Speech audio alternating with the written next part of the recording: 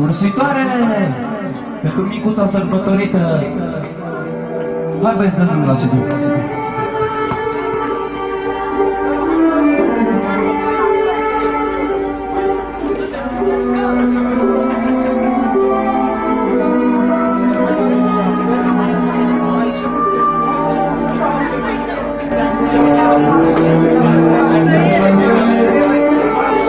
Stelele au cântat, soarele a șoptit, luna a cuvântat, minune mare noi azi am aflat. Luna în noapte ne-a deschis cărare, soarele ne-a încălzit drumul cel mare. Pe praful de stele venit am călare, să ajungem iute la ziua cea mare. Noi suntem înțeleptele, cele trei ursitoare, plămădite din stele, lună și soare și-am venit. Cum ne-a fost scris, că a venit cu Ariana, Lumina, binecuvântăm, toate alese din cerul culese, la lumina stelelor ce se aprind mereu, mereu. Vai, surată, cât ai îmbătrânit, unde vezi cu stele aici? Uite, surată, uite o stea aici frumoasă. Surată, oamenii de pe pământ s-au modernizat, tu de energie electrică n-ai aflat? Iertați că de ceartă s-au apucat suratelor. Eu rămân la ce am spus, căci din stele multe daruri am adus. Dragii mi tați, le iertați, că cele sunt mai bătrâne și-au uitat de ce am sosit. Suratelor, noi aici am poposit cu daruri pentru micuța Ariana, crina de meniu. Și uite, ca să dau la pace, primul dar îl voi spune eu. De la soare, să ai parte de frumusețe. Lumea când o să vadă, să strige în gura mare, uite mamă, ce mânează această fată. Ei, acum că-s mai bătrână, vin și adaug înțeleaptă. Toți băieții când or să o vadă, să strige în gura mare, mamă, ce Ileana cu Sânzana apare. Aoleu, surată, ai cam luat o razna cu a ta urare. De ce? Frumoasă, zic și eu să fie, cum e acum, dar nu cu 100 de băieți. Nu? Nu! Să-l cunoască pe păt frumos. Dar atunci când o să o vadă, pe loc să o îndrăgească și pe veci să o iubească. Arată Ileana, Pățânzeana și păt frumos? Chiar că ai grăiduios. Dar de ceva, tot ai uitat. Ce-am uitat? Ai uitat de cele mai mari bucurii. Da, a zis iubire, ce nu-ți convine? Îmi convine, dar cele mai mari bucurii când să aibă și copii cu păt frumos, tot ca dânsii de frumoși. Aoleu, surată, n-am uitat de bucurii, dar până la copii, așa, eu zic mai bine să îi urăm niște conturi ca să o îmbogățim. Da, un salariu în euro să-i ursim. Suratelor, pe criza asta nici nu contează, că or fi lei, că or fi dolari, că or fi euro, nu-i bani. Eu îi zic grămezi să fie. Cum e a mea crească alta, să adune bani în viață cu găleata. Cât ești dragă de învechită cu găleata ruginită? Hai, lasă că n-a fost prea iubită. Tot ce a vrut să spună este ca totul să-i meargă din plin și controlul financiar să-l dețină pe deplin. Nici nu contează dacă Ariana o să ajungă mare regizoare sau procuror sau președinte sau da, nu contează. Critic așa, belșugul să-i fie alături și în tot ce face la bănuț să aibă spor. Da, să-i urăm o meserie care să o facă cunoscută și în lume recunoscută. Fratelor, doar nu vreți să o faceți artistă. Ba da! Nu știu ce se spune pe pământ, artiștii sunt noaptea vedeți și ziua triști. Nu vrem să fie frate, dar dacă ajungeți filmele americane pe marile ecrane, suratelor, nu mai fisați voi printre stele, căci viața nu e ca în telenovele. Ei bine, atunci ajut eu la urare. Fie orice meserie, important e ca în lume să-i fie amplate darurile tale toate. Exact, celebritate! Oricum, cu tot ce amenim noi, celebritatea vine de la sine. Așa. Suratelor, dacă o facem medic, ce are? Ar aduce oamenilor vindecare, ar ajunge și vesitătare, nu?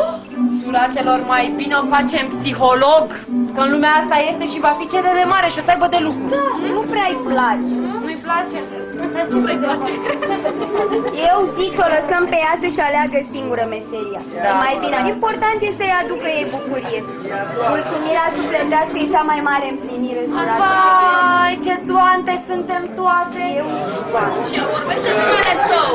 Ba, suntem că i-am urat celebritate, meserie de succes, iubire, frumusețe... Păi și-am uitat, suratelor, de cei mai importanți pe lumea asta. Și toate sunt legate și pe veci urmate doar de Sfânta Sănătate, suratelor. Sănătate, sură! Sănătate și totul merge strună, da? ai dreptate, surată, sănătatea atât la noi printre stele, cât și pe pământ e cea mai importantă. Dar mai e ceva aparte. Ce? Mai e Ceva cu carte. Cine are carte, are... Are carte de credit și are mulți bani și merge la shopping. Poate mă faci să...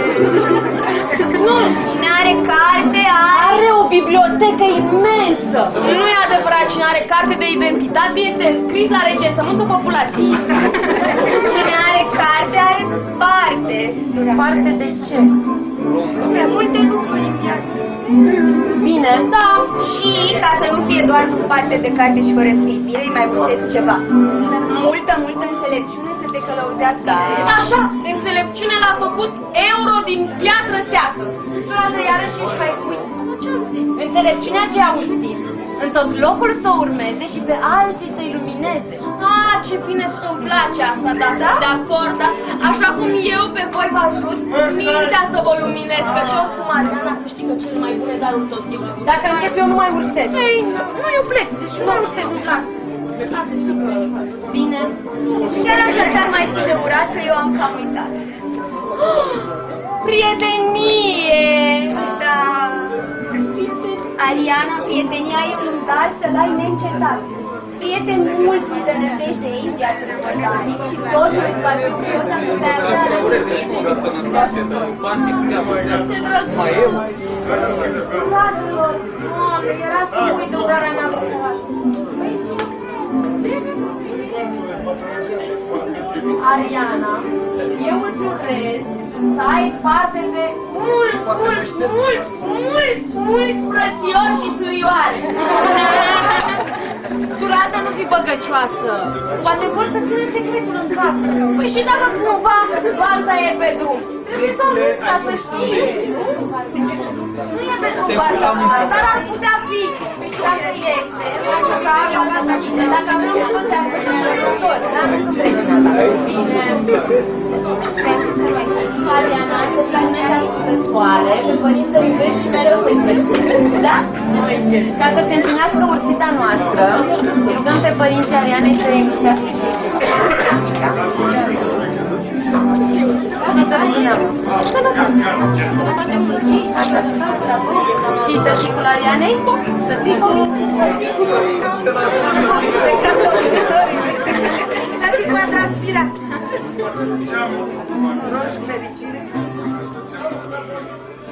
Doamne, să vă trăiască și să vă bucurați. Da.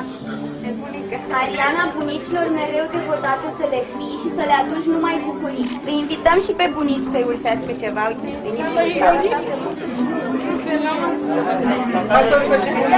Hai, bunicul!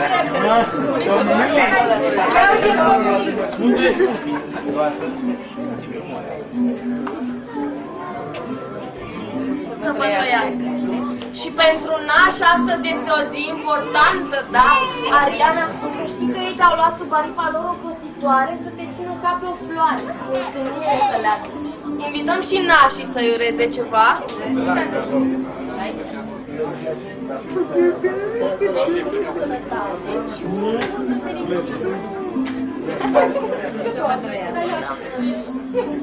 Nașul.